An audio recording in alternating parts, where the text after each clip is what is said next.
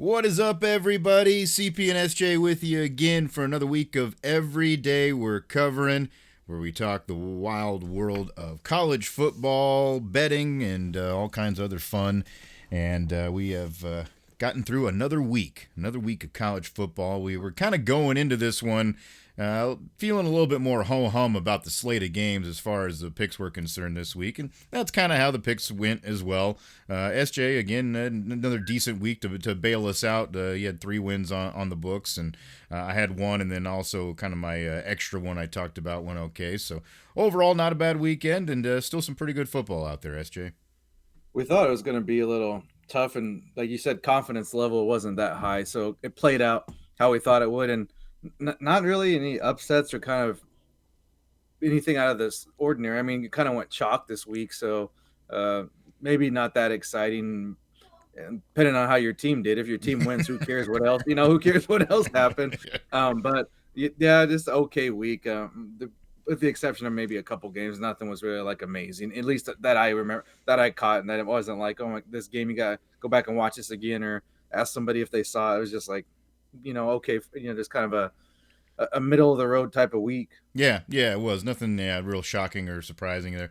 I thought the night slated games there were some good ones to at least watch as far as competitiveness and being close, but they all kind of ended up turning out the way we maybe thought they would, or the favorites came out on top. So, that's just how the weekend was, and of course we'll recap our picks here for you. We'll talk about some of the more interesting games, or at least some of the big games that people were looking forward to, and how they went as well. We've got a couple of other topics on the college football front that we'll weave in here to our discussion. And then, of course, we'll take a peek at what's going on next week as well here on the show. But as we get rocking and rolling here on Every Day We're Covering, we're always, win or lose, we still booze is always the theme, right? So we're going to have some beverages to fuel us here through this. And SJ, what are you rocking over there this week? Well, a little bit of hectic day, but in a good way. I shot up and caught a little that Nebraska ball exhibition against Grand Valley State was in town. All right. So while I was in town, I made sure to snag me some our friends over at Zipline, and they make a good beer. And the Copper Alt, I hadn't had that Nice. for a long time. I know you. I thought you maybe had snagged one a few weeks back or so, but I was like, can't really go wrong with that. I know I like the Zip Light too, but I was like, it's a little bit more fallish type kind of getting there. Just want some little with a little more bite to it. So I was Mhm. like that copper alts. I put that against almost anything out there on the market. That is a good drink. Yeah, they make good beers. I really like most of their stuff. I don't think, had one from them that I was like, I wouldn't have that again. I would probably drink them all again. I like what they do.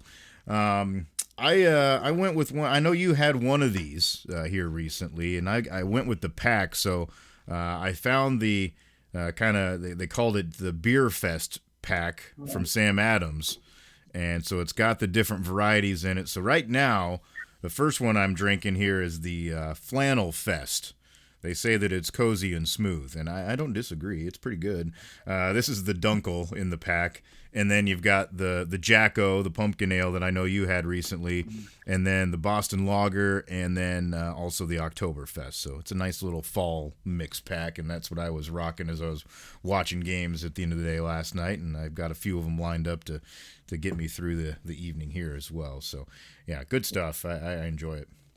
Yeah, I must have been sleeping on that. I didn't realize, and I'm not surprised. I'm glad that's the case. That I didn't realize that Sam Adams made a Dunkel, because Dunkel, man, that's another one you can't go wrong with that variety, at least in my mind. So Mm-hmm. I'll be having to snag one of those here soon and try that, because it's kind. I know it was kind of craft beer before there was craft beer, and it's gotten Yeah. to be a little bit more like, of course, like I guess commercialized or whatever you want to call it. But if you're gonna make money, that's the way it's gonna go. We know that, but I still think that for just kind of within the I guess the big names of it, they still do a pretty good job of keeping it kind of like that, still whatever you want to call it, the small brewer feel. I don't even know how to put a term on it, but it doesn't seem like you're drinking like a Bud Light or whatever. It's like Mm-hmm. there still feels like there's a little bit of craftsmanship there, at least in my mind. Well, and they're one of the ones too that have kind of stuck with the independent, mindset. They didn't get, they didn't sell out to one of the big boys. They're still the Boston Beer Company, so got to respect that too.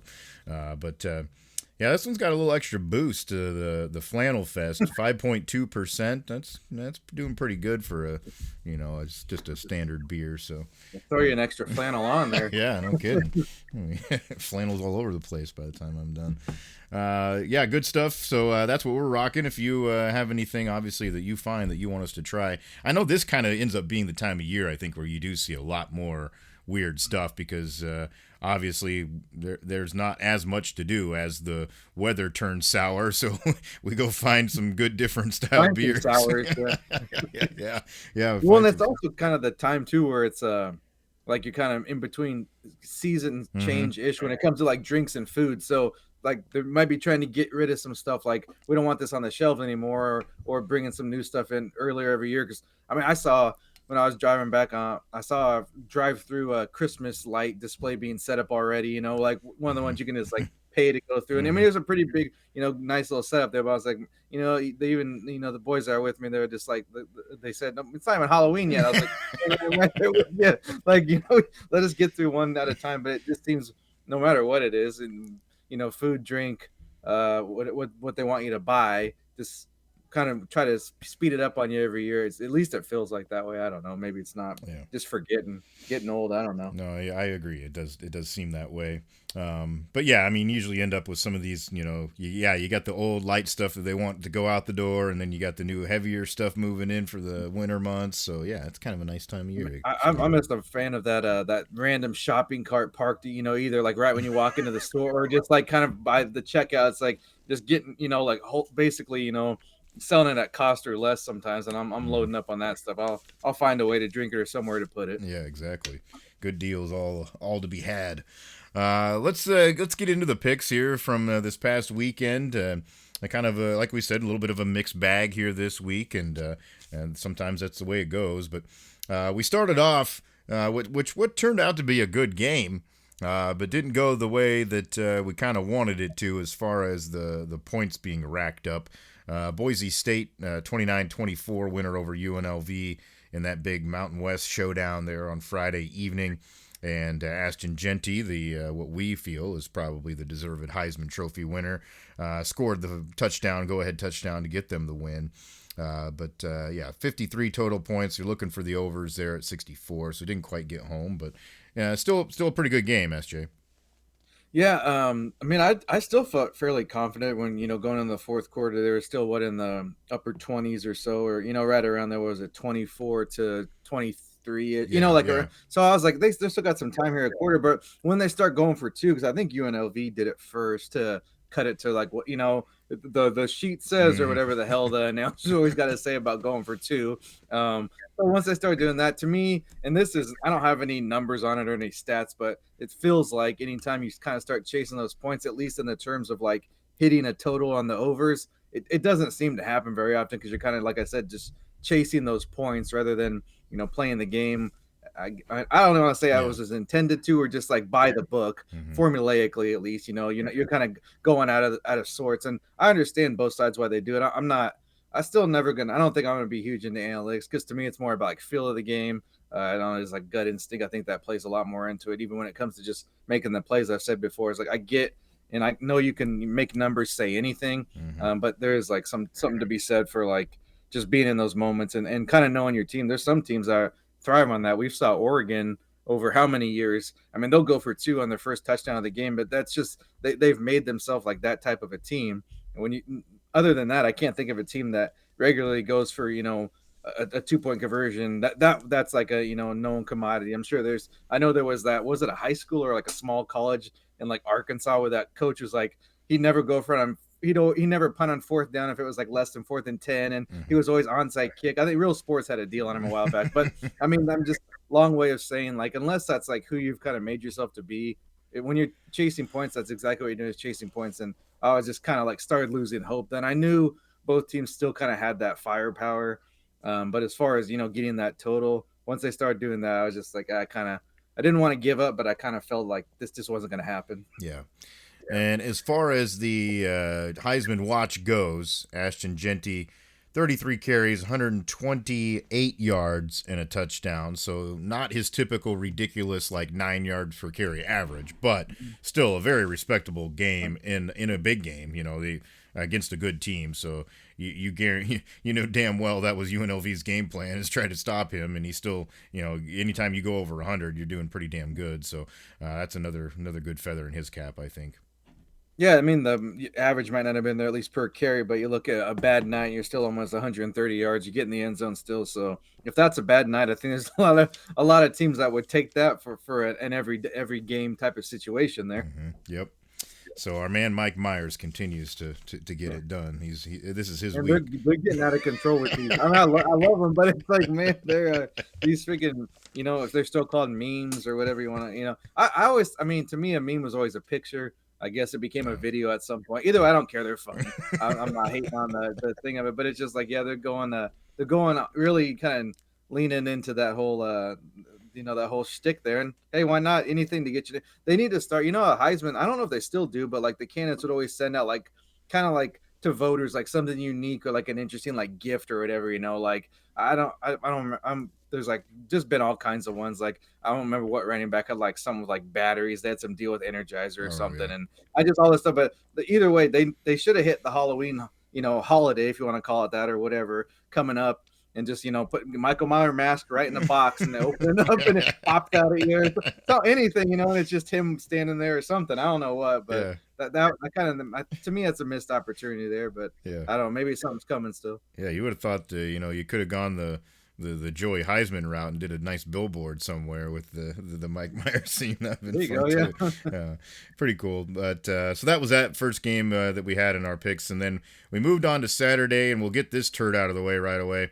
I have no idea where this came from, but North Carolina absolutely blew out Virginia. At Virginia on Saturday. 41-14 was the final. We both were looking for the Who's to try to get cover just a very small spread. 3.5, 4 was what we were at, each of us. So, yeah, I mean, it was over from the get-go. I think they got down 14-0 right away, and you knew that it wasn't going to be a good game, and it just kept snowballing. I don't know. I mean, that's just one of those, what we talked about, every week's unpredictable, and UNC decided to have a good week, I guess. Yeah, just when you think you've figured something out, this type of thing happens. But both have been kind of up and down. Just thought maybe, North Carolina was over, but Mac might have rallied the troops. I like you said, it was at by halftime, I think it was pretty much over. But just you're still score watching. Who knows? These teams can make a comeback, especially when you got two whole quarters. Seen a lot of times, especially in the college game, teams come back from 20 points down every week or a couple times a week. So I didn't want to give up all hope. But then I seen that I think it was a defensive tackle, might have been an end, but he was definitely not like one of the leaner type of defensive linemen. And he freaking breaks off an 84-yard pick six. Yeah. So I was like, no use bothering with that. We're done. Like, there's not even a need to even like if it comes up, I'm just gonna flip it to another channel. Like that one's over because when that happens, if that's another stat when I talked about I don't have it charted about the going for two, but this one when a defensive lineman getting a pick six of more than like 30 or 40 yards, I guarantee you that percentage of those wins has to be real high. Oh yeah, no doubt. Yeah. Yeah. When you're trucking 80 yards at 3 bills, like I was listening to the Blitz whip around at that time because I was working on a room, and the guy making the call was just like going nuts, like, oh my god, is he gonna make it? He might do it. And then it's like, of course, he brought out the whole like the thick pick six moniker. here we go. But yeah, it was pretty cool for him.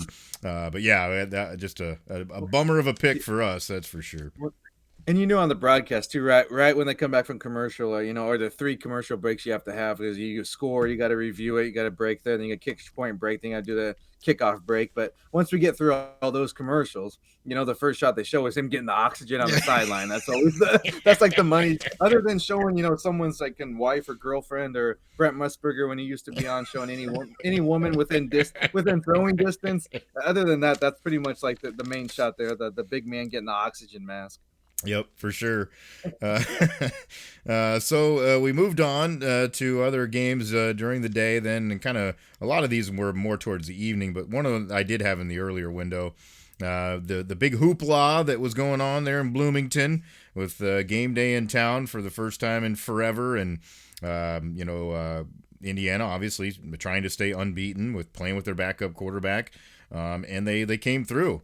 It was kind of a back and forth game at the beginning of it. They were kind of trading scores there for a little while, but most of the time it was Indiana that was the team that was taking the lead, and they just continued to do that, and then they built on it a little bit once it got to the second half. So Hoosiers stay unbeaten, 31-17 the final. I had them laying 6.5, so they get me the cover there. That was a nice win early in the day. You always like to get those ones early on because then it feels like, okay, maybe we can build some fun momentum here. Didn't necessarily work out that way for me, but hey, it was nice to have a good smile to start the day. Another one that I had in the later window that did not go my way, and this is actually one of the late ones that really kind of disappointed me again. And I think I've bet on this team or picked this team like maybe 3 different shows throughout the year. I'd have to go back and double Yeah, check. we've crossed them out. About the time to be Yeah, done with them. it's done. I'm done. I don't really like them either because I think their fans are arrogant. But Utah, who was supposed to be one of the favorites to win the Big 12 before the season started, can't seem to win a game now. I think they've lost now, 4 straight? They go down to Houston and lose, which Houston has been abysmal, so it's even worse. But they had the lead. They got up in the game, and it looked like maybe they're going to be able to get it done. But then a late interception that they throw at midfield gives Houston a chance to get in range, and they kicked a field goal to win it at the end. 17-14 Houston wins. I was just looking for Utah to cover 3.5, which I didn't think it was asking a lot in a game like that. But yeah, disappointing. I'm axing the Utes. That's enough of them. They're done for the year. We know they've had injuries, especially at quarterback, but there's got to be more with some of the other teams we've talked about. There's got to be more to it than just that. There's something else is amiss because even with that, missing that, you just talent wise up and down the roster, you compare the two, and there's no reason that should end up like that, especially after the way they've played the last couple of weeks. So Mhm. it's one of those like unless you're like there day to day, in on the inside, you don't really know what's going on, but it's apparent and obvious to everybody else like that. Just even if you watch a game or just see him play, a couple times, something's not good right there. And with an older coach, maybe it's just kind of that message isn't getting through, or maybe it's not kind of connecting with the team the way it did before. Who knows? Or maybe it's just a bad year and they'll come back next year. Yeah. There's a lot of variables. So, but they're definitely out of sorts. And I don't know. It changes fast, but it's hard to see them winning very many here down the stretch. Yeah, it just kind of has continue to snowball the wrong way, it seems like. Another game that was, unfortunately, I was watching this game quite a bit because I had part of a little parlay wager, and of course, you had the pick as well, so I was interested. But it was kind of a turd. UConn beats Rice, 17-10 ends up being the final. And UConn was laying 6.5 when you had it, so you just snuck it in and get the cover there. When I had it there on Saturday as part of the little 4-teamer I put together, it bumped up to 7. So it turned out to be a push, which isn't the worst thing in the world. But the game itself was just like one of those where like, nobody could figure out anything for a while. UConn started to get the offense moving a little bit in the second half, and then they got the lead to 17-3, where we thought, okay, Looking good. Yeah. yep, Yeah. they're gonna cover. Put one more in and Yep. yeah. And then what'd they do? They gave up a 100-yard kickoff return for a touchdown, and that was all she wrote. I was cussing at the TV a little bit, but yeah, I mean, hey, for you, get a half-point win. A win's a win. That's all. We'll take those. I mean, it sounds weird to say, but maybe it was UConn overlooking someone. That's it Yeah. doesn't make a lot of sense in the college football world, but they definitely didn't. I know they haven't had that great of a season and not much is it's not like we're expecting them to win by 3 touchdowns. Mm-hmm. But one isn't asking a lot against the likes of a Rice. You should be able to do Yeah. that, even if you're sleepwalking. So in of course it has to come down to something like that or it wouldn't be college football, 100-yard kickoff return. So that kind of is just like par for the course. But usually like when with anybody, I don't think this is like just to me or you. But people that either when I say regularly bet or people that just watch numbers, there's a reason it's like that hook is always kind of like people stay away from it sometimes or don't like. I always say would rather have gotten 6 but I still felt confident they could win by a touchdown, and they barely did. So Hmm. even myself, I was like, in that last drive there, I think Rice even had a chance, and they stopped him on fourth down or something. Like they towards the end of the game, I think they still had a chance to maybe even get a little bit closer there. So Yeah. yeah, that was more of a more of the nerve wracking games that we had this week, because even the other ones that we talked about that we lost before, it wasn't like we were like, oh, barely lost at the end, or kind of going down to the wire, sweating it out. It was done dealing by third quarter in most cases. Yeah. Um, and it's always doesn't it always work out that way? It's like when you're watching a game and you're praying for something like that to happen for like a kick return or a pick six or something late to give you a cover. Not No, even that doesn't close. go your way. No, no. But when it's against you, oh hell yeah, then it starts rolling in that way. That just seems to be how it always works out. I don't know what the deal is with that. But, another game that we had an eye on, and this was one of the big games of the weekend, really. Penn State, Wisconsin, at Camp Randall turned out to be a pretty decent game. Penn State ends up making plays late to kind of pull away and seal the deal. Under 48 is what you were looking for, and got there because it ended up being 41 as the total. So 28-13 final. But yeah, I don't know. It was kind of an interesting game. I mean, at one point as I was watching it, I kind of felt like Wisconsin was in control. It just felt like the momentum was on their side for a little while, and then once they lost the lead, then it just everything went wrong from there, and Penn State just kind of kept making enough plays every time they needed to, like either keep a drive going or get a score, and they end up getting the win, and of course they set up a big one next week too. Yeah, I mean, in terms of looking at that total, that I guess this one was a little bit, at least for mine, a little nerve wracking, because Wisconsin was threatening that push there at the end. What they were about to go in late there for a score, but didn't quite get punched over the line. But yeah, it was kind of, I mean, what I thought for Wisconsin to have some success, it was going to have to be definitely a low scoring game, and the less possessions, the better. Um, just like you said, I mean, there's nothing else to say. More than Penn State just had better athletes and made the plays when they couldn't. They hadn't done that before, so you thought maybe it was like a trap game, or however you want to term it. There was maybe the opportunity for that, but um, just on kind of the margin was a little higher, and I was surprised. I could have maybe thought like a 10-point win, but I guess not that far off. But it just sometimes it's more like the how it looks, or like that eye. You see 28-13, like, oh man, that looks bad compared to like a, I don't know, like a, a 27 to whatever, would 12. I don't, just Yeah. sometimes it just looks worse than like Hmm. like if it's like a 30-15 would look a little better, or even if Wisconsin scores 21 and you win 35-21 or something like that, that 13 kind of just makes it look like it was almost like a blowout, and I don't think that was the case.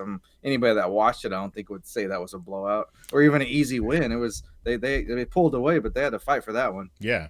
Well, and if you would have told somebody beforehand that Drew Aller was going to leave the game, you would have thought it'd been even closer. So, yeah, I mean, they got a freshman, Bo Pribula, who comes into the game and plays pretty well. I mean, he threw a nice touchdown pass in the back of the end zone, and just kind of managed the team the right way down the stretch. So, was pretty impressed with his ability to come in off the bench and do that for them, and make all the big plays they needed to help seal the victory. So good win for Penn State for sure. I don't know. I think the jury's still out maybe a little bit on both those teams on which way they're going to go, and they both have pretty big ones now coming up because Penn State's got Ohio State and Wisconsin's got Iowa this coming week. So those are two games I think that going to be pretty interesting as far as the Big Ten race is concerned.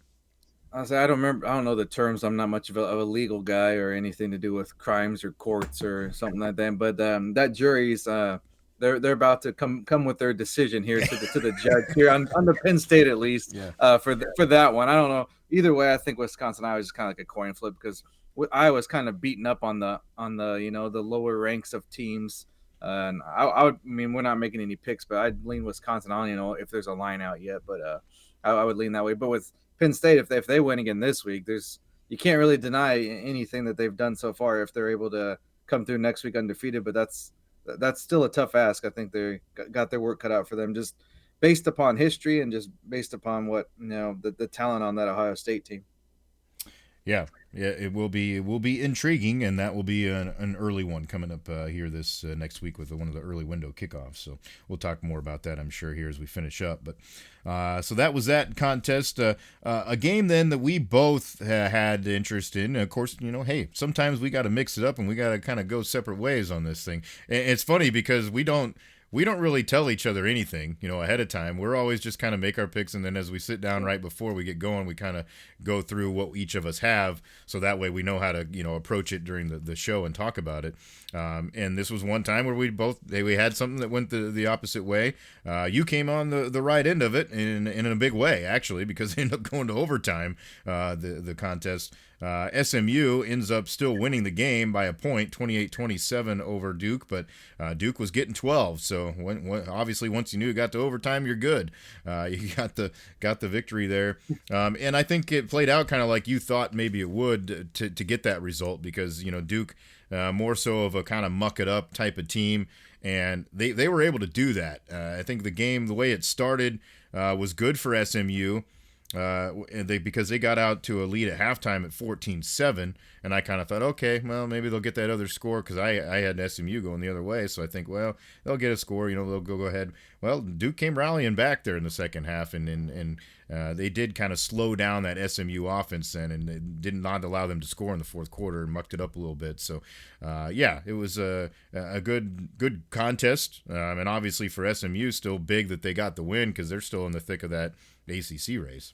Yeah, first off, glad you mentioned that's some inside information that would be, I think, beneficial for people to listen to know. Is that yeah, we just, you know, we know we're gonna do our pick show, about midweek, so we're just kind of on our own looking and see what jumps out to us, what we like, and we don't even, for the most part, I don't think use the same book, so that Yeah. makes it even like another little wrinkle. So I'm interested, it's just like another angle to the making the pick. So if you thought this is one of those shows where we're gonna either try to agree or disagree just for the sake of that. That's not the case. We're just kind of trying to make the best picks, and then sometimes they align, sometimes they don't. A lot of times we are on the same number, so that honestly, for me at least, I don't know how you feel, but that probably lends a little more confidence when two people that have watched football for a couple of decades here are kind of feeling the same thing, and leads you a little more confident. Like, well, I'm not totally out in left field here, so Hmm. that's always a good thing. But as far as the SMU Duke game, that's yeah, I guess along the same lines, just talking about the strategies and that type of thing.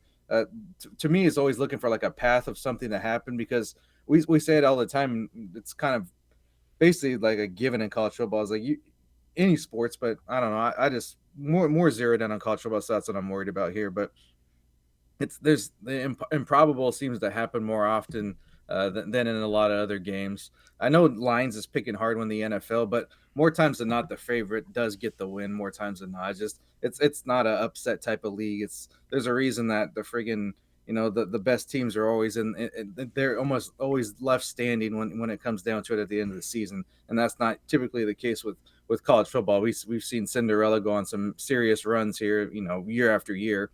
So just finding that path to, well, if they do this or that, I could see this happening. That's kind of what the recipe is, and there's no guarantee. There's no rhyme or reason. Somebody gets hurt. Someone just has a crap game. Bad weather. Those variables you can't control, but you just kind of gonna have to look at it like, well, I could see him doing this or that, and that's why a lot of times we're looking at that line or the spread or the total instead of just straight up winner because I mean every week we say it's who knows who's going to win or how hard it is to win, and Hmm. that's why it's harder just to go straight out and be like, oh, I'm sure they're going to win because that's what we everybody thought with Vanderbilt. What were they 2000? I know we keep going back to them, but that was a hell of an underdog story, and they almost did it again this week. Honestly, I mean, I know it wasn't as close to that final score, but they were in it in the fourth quarter against Texas. Yeah, yeah, and they kept threatening, throughout the game. Every time you thought Texas was going to pull away, they kept scoring to make it interesting, and yeah, they got right down to the wire. Is really what it came down to. So,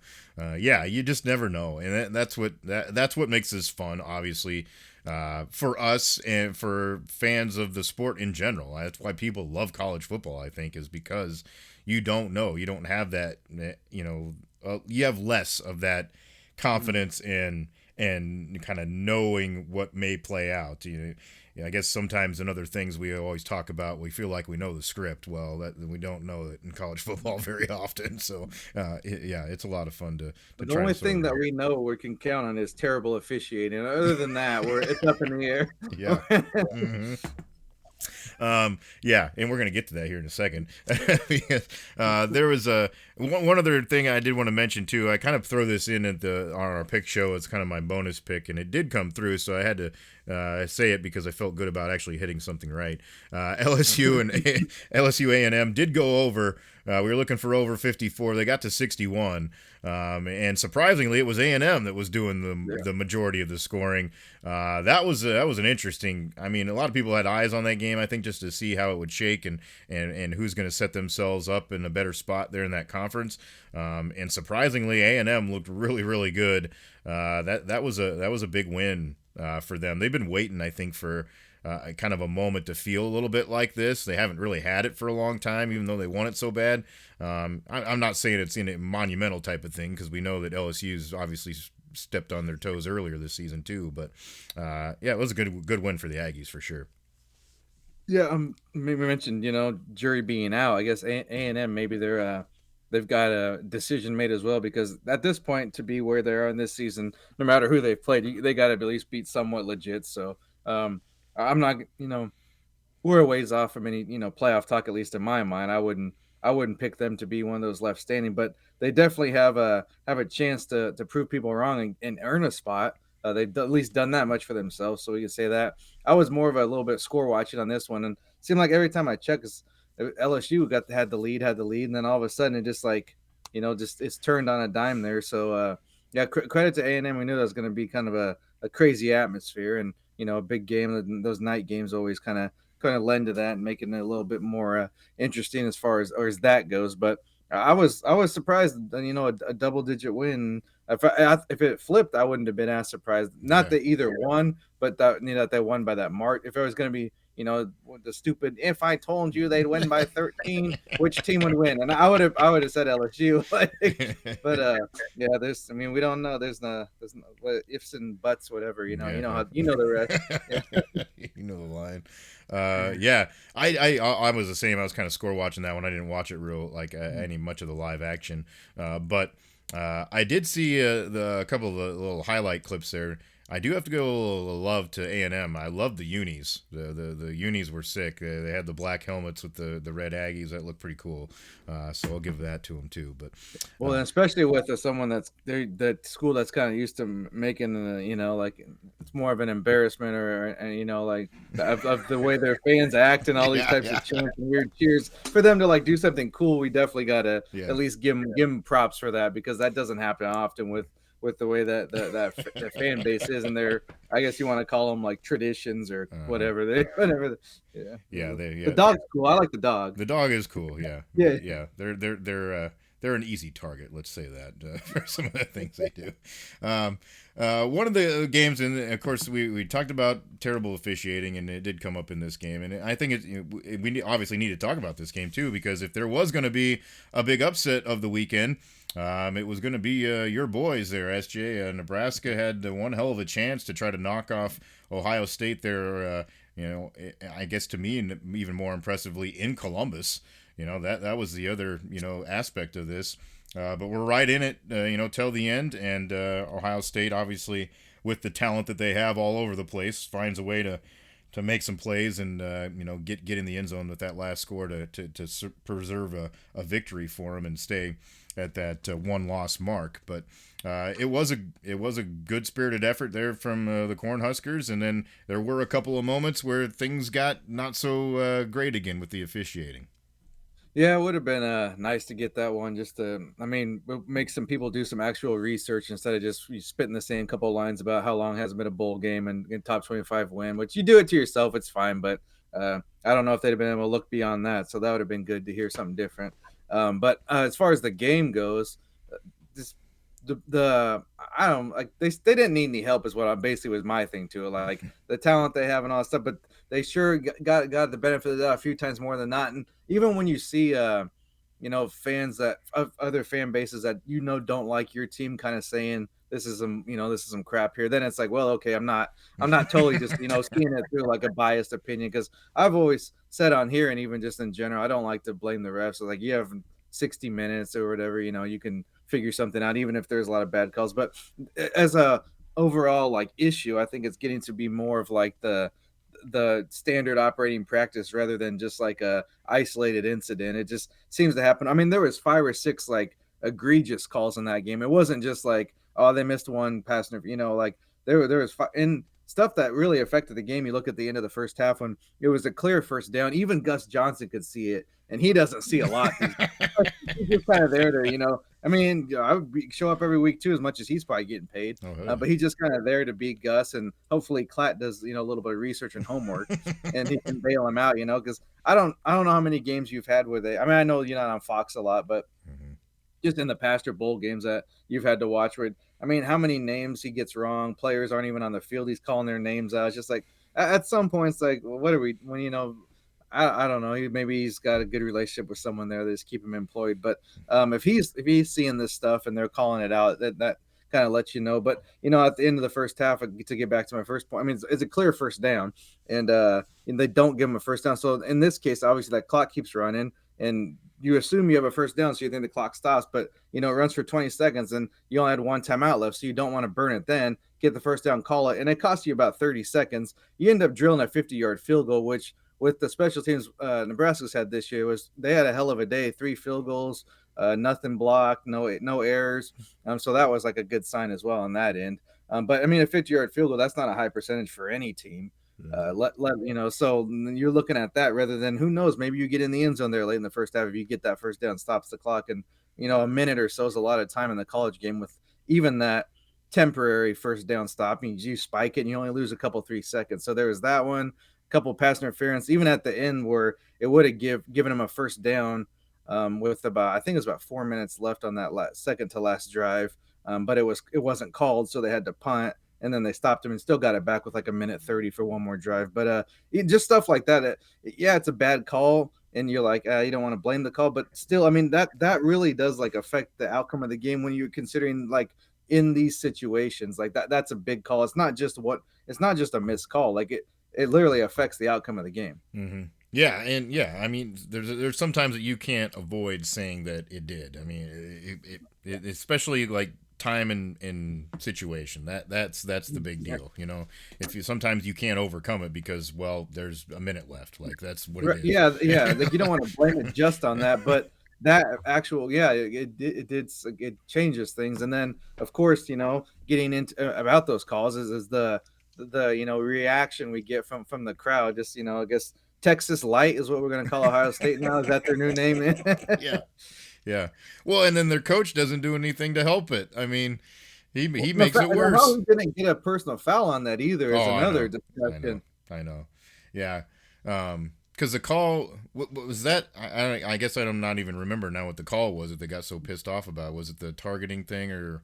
Yep. It was the targeting. Yep. That was. So like they initially ruled it like a fumble. Even on top of that was like, what the hell? To me, I'm like, I don't know. He hit the ground and the ball comes out after he got fucking drilled in the head. But go ahead.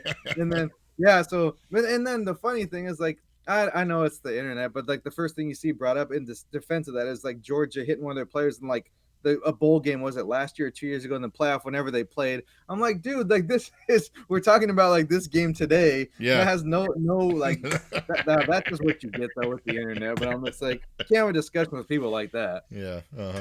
Yeah. So they end up changing the course of possession, the call, and then once they made the determination, Ryan Day loses his mind out on the field and half throws his.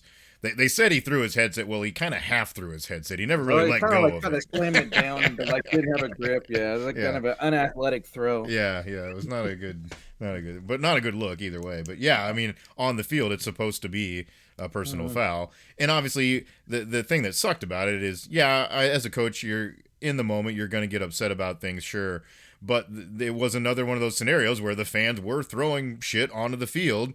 and he's not helping that by acting like that. So that's kind of just insult to injury, I guess, for me. Well, I mean, not to be dramatic, but I know just I don't even know. I don't think I followed him, but someone that covers the games for a news outlet in Nebraska had video like them throwing him, and like they weren't chucking just like a little piece of toilet paper. I mean, they were like they were doing. I mean, throwing some things with some bad intention. It wasn't just like it was like bottles of like whiskey and shit. So obviously it's something they snuck in. And, well, who cares? Whatever, everybody does that. Yeah. But I'm like, seriously, like that's why.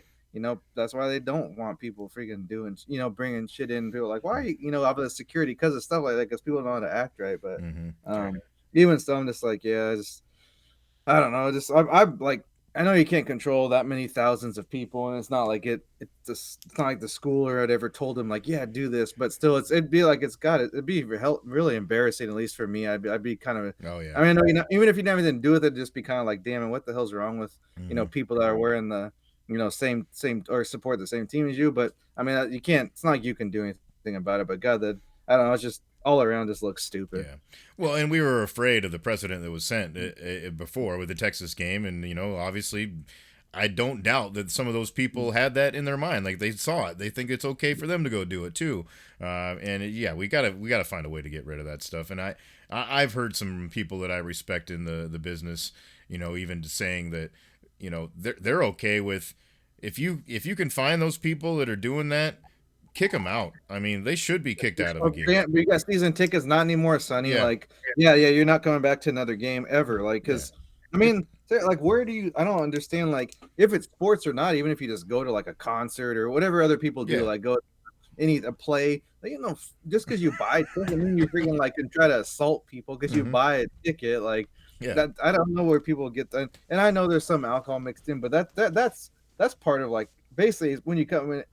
To me, I mean, like maybe this is a stretch, but like as far as like the American culture and society, like alcohol is kind of woven into like damn near everything. So you can't just blame that and use it as like a crutch and be like, well, they were drinking. Like, dude, people drink every day in every place, and I've never gone into whatever Tommy's Tavern down the road.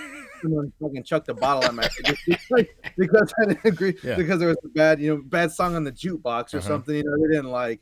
Just there's been some weird like I don't know like separation from like reality when it comes to like especially like being in person with sports. And I don't know, I think it's just people just need like just I don't know get like a wake-up call, and who knows what it's going to be or how you would do it other than just being like you can't come anymore. Yeah And if that thing did happen to you somewhere else, the police were probably involved, and that's exactly you didn't just walk out or just sit there and watch the rest of the game, because I didn't see any video or any footage of anybody being escorted out or nobody's on. I mean, I've seen like just teams that in Nebraska's played for like Colorado games where they literally cleared out a whole student section one game because of stuff like that. But I didn't see any reaction. It's like I'm sure the Big Ten was worried about what Ohio State would think if they actually disciplined them. Yeah.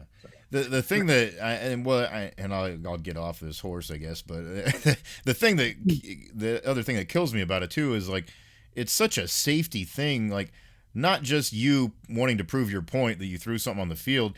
You don't know where the hell that thing's going when you what if you hit your players or your coach? Is that really worth it, or or even worse?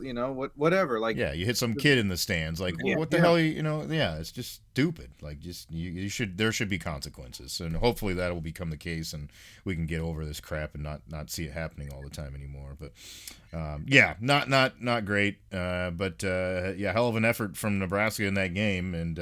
And certainly, I guess the thing that I, from a fan that didn't have a dog in the fight that I respected was, it would have been real easy for Nebraska to come into that one limping their leg, after the way they played last week. So they came in and gave them a hell of a run. So not to make it hijack the show or anything, but just that was kind of my thought overall, and especially with. Man, we can get into the discussion later, but that's one of the reasons, especially with like more of like a specialized or small. Like I know we kind of talk sports, but I really weaned myself off just to talk sports, talk radio, especially when it comes to like any team that's like you just cover like that fan or cover that team or that sport, and you're just too like centralized with it, just because of the fact that that's all you heard all week was like 45-10, like this ain't gonna be a game from people that are supposed to know and cover the game. Of course, I wasn't thinking it was going to be that close. I mean, you're always hopeful, your team's going to play well, and after the week before, it's hard. But I mean, I don't know. It's just like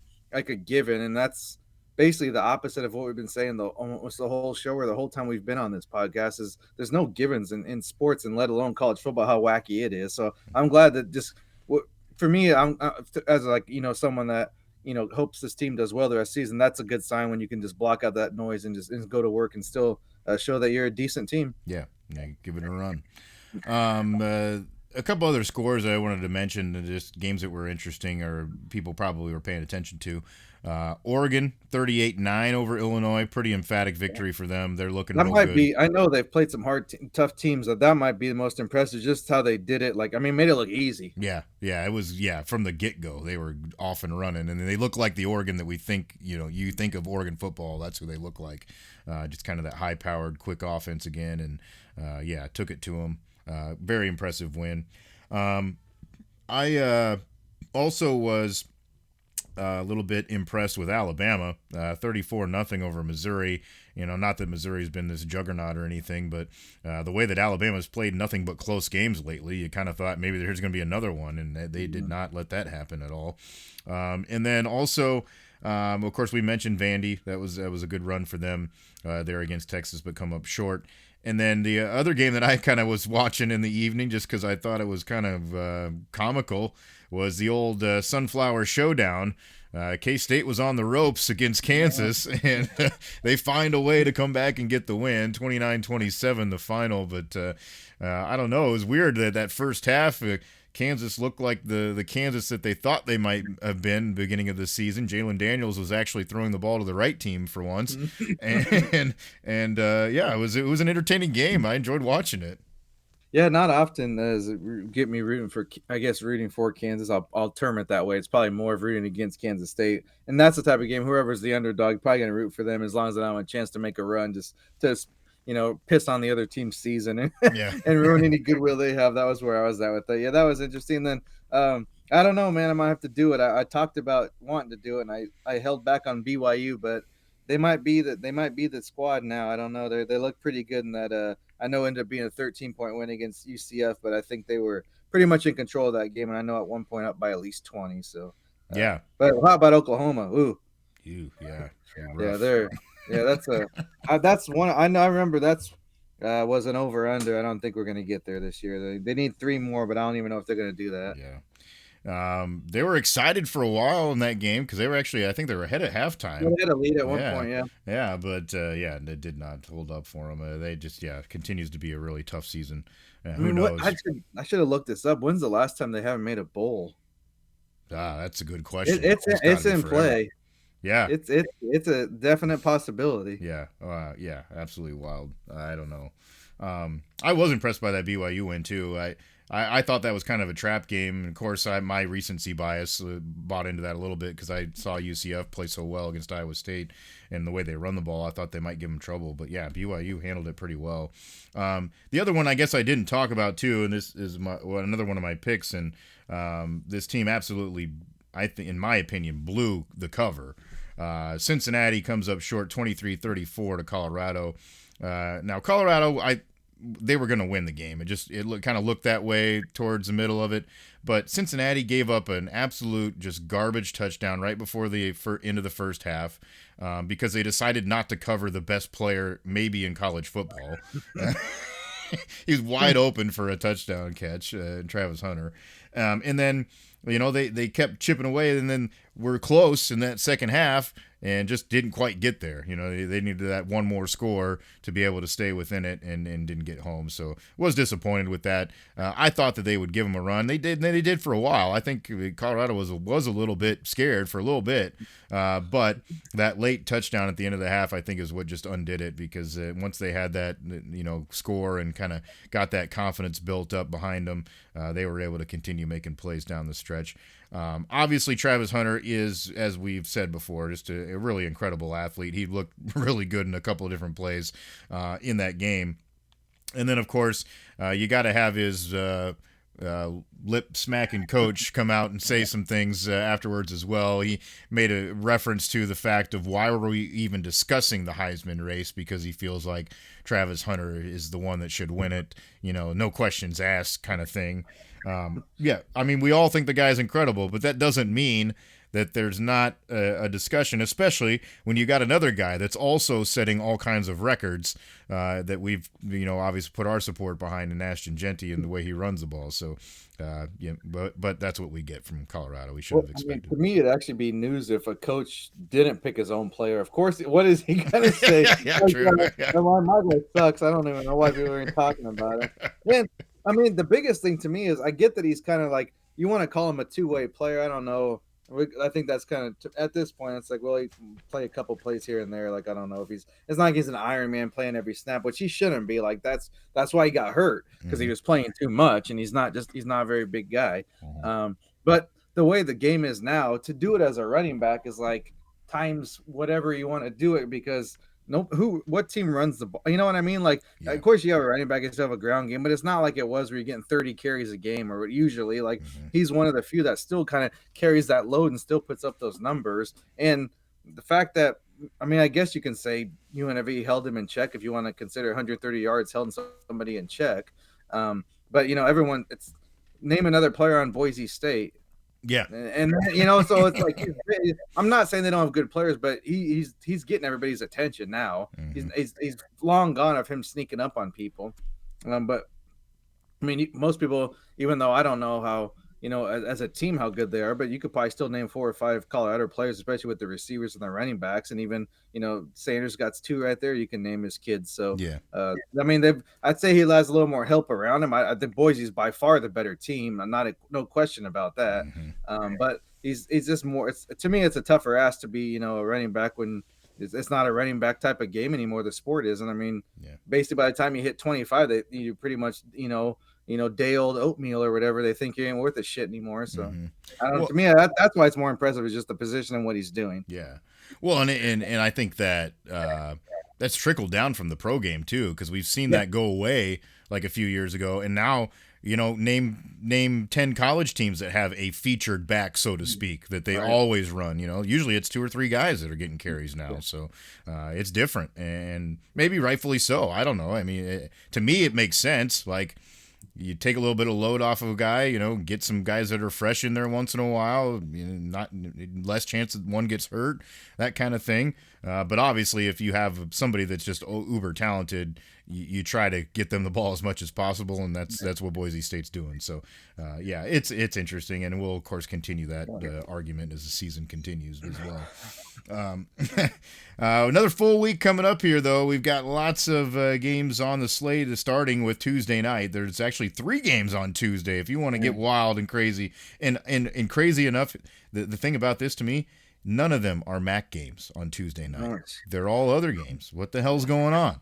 We need our What MAC is shirt. this? What is this? Is this the SWAC, Louisiana State, or Louisiana and Texas State? Am I right? Is that SWAC? I don't know my Yeah, conferences, hell, I but don't either even way, know. Well, the that's crazy thing about that. Sunbelt, yeah. Okay, dang, they moved up and see all this realignment is even affecting the smaller schools because. Mm-hmm. But either way, so Sunbelt we're looking at. Oh yeah, Lafayette's been in there. They just changed their name. That's Yeah. what threw me off. But anyways, so they're 6-1 coming in right against the 4-3 Texas State, and the line I'm getting right now, Texas State's the favorite. So we might have to look at that one with the. Are they still Raging Cajuns or did Yep, they they're change still that Raging one on Cajuns, Steelers? yeah. Okay, that's allowed still. Okay, so I have to look at that one. And Sam Houston, we've had a decent amount of success with them, so. There might be some Yeah. playing there. And you got a couple on Wednesday, so Yep. we're gonna be having some fun here this next couple of weeks with all these weeknight games, and I mean even Friday. Got our boys from Boise back on Friday night again, so Oh, yeah. yeah, it's gonna be another great week. Yeah, good stuff there. As far as some big matchups coming up here throughout the weekend on Saturday, obviously we already talked about Ohio State, Penn State. That'll be a fun one there in Happy Valley. It's an 11 a.m. kickoff. I did see some fans complaining, and I kind of get it a little bit, I guess, because they're like, why does Fox hate football so much? Because then they take that big noon kickoff thing and then they steal like this marquee matchup that really probably should be like a primetime game. And who wouldn't want a primetime Happy Valley game, against Ohio State? That would have been fun, but it'll still be an awesome game, 3 versus 4. It's certainly a big one in that conference. Well, I'm not like going to a game like in like logistically and all that stuff. Like, or if your team you're watching, I like 11 o'clock games because it's like get up, let's get going, and we do it, and it's awesome. But as far as like, I understand, even myself, you're with there too. We get other things happening in the morning, and and it's just nice to have that build up, and it's cool like throughout the day and stuff. And of course, the atmosphere of a night game, you can't really match that. The teams that don't want the night game is probably Ohio State. They're Yeah. probably loving that thing. And even just last week when got word that Nebraska game at Ohio State was at the big noon kickoff, like yes, thank you, because that's not a fan base that shows up like in droves with a early type of game. Mm-hmm. And by the time they get there, they just enough time to finish off whatever they're drinking and chuck it on the field. So that's we're that was one where you're like that could sneak up on them and they end up playing well at that time. So but as far, and when it comes to like the eyeballs on the screen and just how it looks, night's always better. I don't think you can deny that with any, well, especially if football is an outdoor game. You definitely like those night games better. But I mean, to me, it's more probably about programming, and I get why people don't like it, but it's Fox has a lot going on, and I think when they made the contract, they still had the WWE stuff. Now they do no longer do, but they even, I mean, look at Friday, they had to kick off or Rutger. I mean, it started before the Dodgers and Yankees inning because it went to extra innings. What they probably threw it on Fox Business Channel or whatever. I wasn't really paying attention, but they were scheduled. They planned to kick off at 10 p.m. Central Time. So they're already was that would you rather do 11 a.m. or 10 p.m.? Yeah. I take 11 a.m. I don't like because that's at least a little more natural. Like you might work out on your lunch break or at noon time, so your body like athletically you kind of. But who works out at 10 p.m. or who wants to compete at the highest level besides like fights? And I've always had that discussion with people about boxing and MMA. It's like that's so random to like let's fight at midnight. Like what the hell? Like that's so weird. Like your body clock is not like just like you would think and that's I mean I'm sure that's why a lot of the people like a lot of the fighters like the overseas cards even in Europe or Asia or that because you're fighting more of like a regular time. Of course, like there it's still like a weird time, but you're used to like you only traveled over there for a week or maybe a few days at the most. So your body is still used to like wherever you live and accustomed to. So I mean to me like that's the only time probably you would like 11 a.m. get better as compared to kicking off like way late or having to go like Hawaii or something and it's 6 o'clock there but it's like 11 o'clock where you're from or it's that type of thing. So yeah, I get the argument though because it's like man you just I don't know, you want to maximize like the kind of just whatever aura is around the game and make it seem as like big a deal as possible. And I just with some of these stadiums, especially, but Big Ten has done it to themselves up until a few years ago. They didn't even play night games in November, so they've kind of. I mean, so you kind of have to, it's not all blame on the network. So maybe once they like update their deal, now that it's a little bit more able to play these night games, they'll have a little bit less at noon. But I mean, they probably think some marketing guys like big noon kickoff. It sounds good. Let's go with it. Yeah. So that's what they're doing. And honestly, I know they have a few too many guys because they all do. But if I do watch a pregame show, I'm watching Fox before College Game Day anymore. Yeah. I mean, I watch it, I don't. Yeah, but, well, and it's accessible. That's the thing to me too. Like, it sounds stupid because this day and age, we're all streaming stuff anyways. But when we go and tailgate, we can pick up over the air the Fox thing. Yeah, you get bunny ears or something easier, or just whatever. Yeah. So I mean, it makes more sense.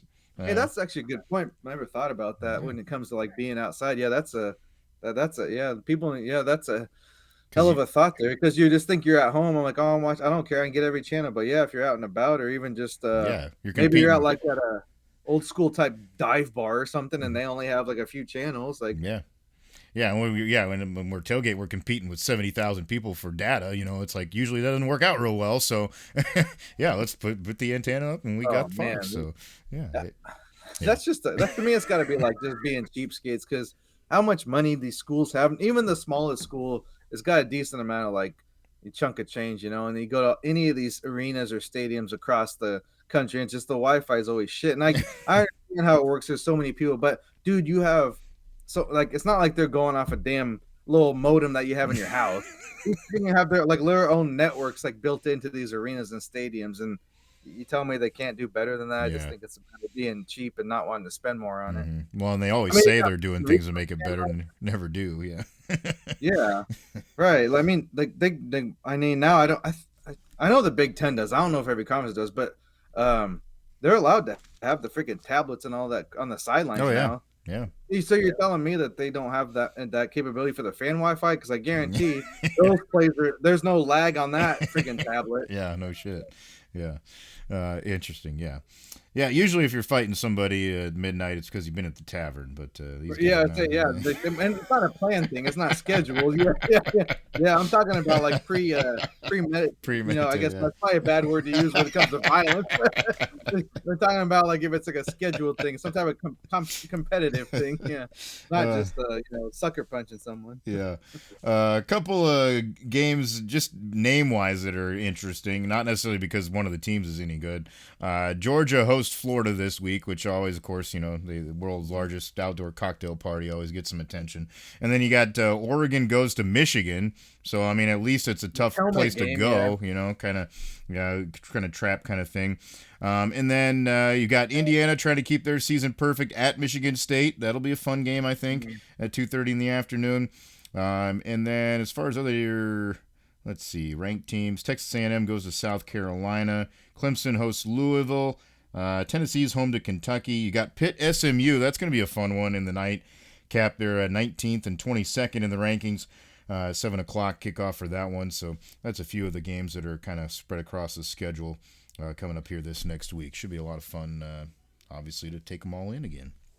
And I know they're both not ranked, but man, I'm gonna watch out for that Kentucky and Tennessee. That's a 16-point spread right now. It seems a little high to me with the way Kentucky's played in those big games. They've kind of been good. And you mentioned the Wisconsin and Iowa already. That Yeah. just be kind. It might be ugly, but I think it'll be like competitive to the last horn or whistle, whatever the hell you want to say about that. And I know we're kind of crapping on them, but they made their own bed. But Oklahoma does get Maine this week, so maybe they'll that will if it doesn't happen this week, this Venables go ahead and put that house on the market, and I guess there'll be maybe asking Stoops to make a return. I don't know if that's not your get right game. I don't know what it is. The other little thing I was just going to bring up to you here before we wrap up, and this, I will preface this with saying I usually don't give two shits what the rankings tell me anyways, because I think it's, obviously it is very subjective and it's just whatever the random voters, which way the wind's blowing that week. But I do think it's very intriguing.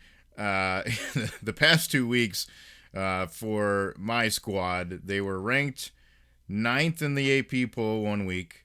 They won and dropped to 10th. And then they were idle, and now they're 11th. So, I mean, I get it. I honestly, I'll be honest. Like, if I look at the rankings, I still think it's fair. Like, because they haven't played that tough of a schedule, I get it. So it's probably where they should be. But don't put teams up there in the first place. Then, if you're just gonna keep knocking them down a peg, like, it just doesn't make any damn sense to me. When you're like, you controlled nothing over the weekend, but yet somebody else is now better than you because you didn't play. It's just kind of odd the way that works out sometimes. And not to defend him, but I think it's just a stupid ass to begin with. But how are you able to watch like every game and enough to like give a rational, like a legitimate vote on who's the best? I mean, we're putting money on this and we still can't watch every game. So let alone someone that doesn't give a shit about a game, why would they watch it? There's no like that doesn't affect their job really. I mean, most of the voters are just like writers or might be a couple old coaches and stuff. But and especially when it comes to the coaches poll, you just heard SIDs or associate ADs are the ones that make those or send that ballot in anyway. So, and even now with the playoff thing, that's the poll that really matters. So true, that where you're at there and thing, but it is true. It's just like, it's almost just like, I don't know, I guess going for the homecoming queen or whatever, something like a popularity contest anymore. Like who do you like and who do you don't like? And, if somebody loses and, or doesn't move down and then, they, or the person that wins ugly still moves down. It's there's always a team. It's just like, I don't know, like to me it's like if you're a voter on it, who's the better team? Who cares who it is? Like I don't know. Like I don't know. I'd be harder, easier said than done maybe, but I don't know if you're tasked with the responsibility of voting, I think it'd just be like, would you want to? I mean, your name's not on it, but you're the one submitting it, so like who you're picking, and so like, wouldn't you just want to have some type of integrity? That I think that's kind of comes down to, and obviously that doesn't really go. doesn't really go hand in hand with any type of NCAA sanctioned sport or any type of sport in general. Like integrity and like that stuff just it doesn't really fit. So Yeah. I guess it makes sense when you look at it that way. Well, and that's a good point that you bring up too. Is like a lot of these guys are writers, and they're doing a job on Saturday. They're Yeah. covering some team. They probably watch like maybe a little bit of one other window. I mean, they're at the stadium the whole damn day, so they I was probably just gonna can't say, watch it. yeah, we talked about kick times. It's like, well, let's say, 11 would help. 11 would be beneficial for them because, let's say you probably show up at the stadium 9:30 or something. Your game's over at 2. You're probably done with your work by 4:30. At least you can catch the night shift. Yeah. 6 p.m. through the night. Mm-hmm. If you're done, depending on what your responsibilities are. Some of these guys do radio too, or have a what do you call it? A reaction show. Call in now, like tell me what you think. Blah blah. So like that takes another couple hours. So True. there goes that. But even if you're any later than 11, you're probably not seeing anything other than the game you're covering because just logistically, it's probably not possible unless there's something on early in the day, and maybe you can sneak it in on if there's I know a lot. It's kind of been lax these years. Like a lot of stadiums will show, especially in press boxes, like games on the TVs in there until that game starts. Which you should. That's fine. I think that's a good thing. But other than like going kind of out of your way to find games, you're probably not going to see much. Yeah, you'd have to make that effort for sure. But yeah, interesting. I don't know. We'll see that ebb and flow, and like you said, obviously once that playoff ranking thing comes out, then that's when everybody will really start to pay attention to that a little bit more. So big week of games coming up. We'll obviously get you wound up and ready to go with our picks later on in the week. We will get that to you. Of course, we usually send that out either late Thursday night, early Friday morning, so that you can get your picks settled in and ready to go. If you see anything coming up that you think is interesting, be sure to hit us up on social media as well. At SJMBets, at Cherokee CP. Those are the two handles there on Twitter, so feel free to shout us out there. And then, of course, you can also then like and share this podcast and all the major podcast platforms, including our host here at Spotify. And then we would appreciate it if you would like, subscribe, and get the notifications on the YouTube channel. That's where the picks will come to you later on this week, as we'll bring those to you there through that feed. So we hope that you keep rocking and rolling with us, keep having some fun, watching some football, and enjoying a few beverages responsibly and not throwing them on the field. Yeah, just make sure you put your cans in the trash can or bottles or whatever it may boomerang, whatever the hell you take to the game.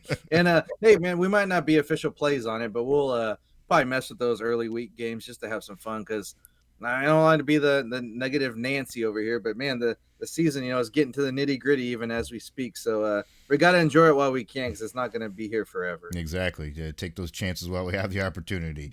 That's SJ Munoz. I'm Chris Parks. Thanks for joining us for another week of Every Day We're Covering. We'll see you next time for some more covers.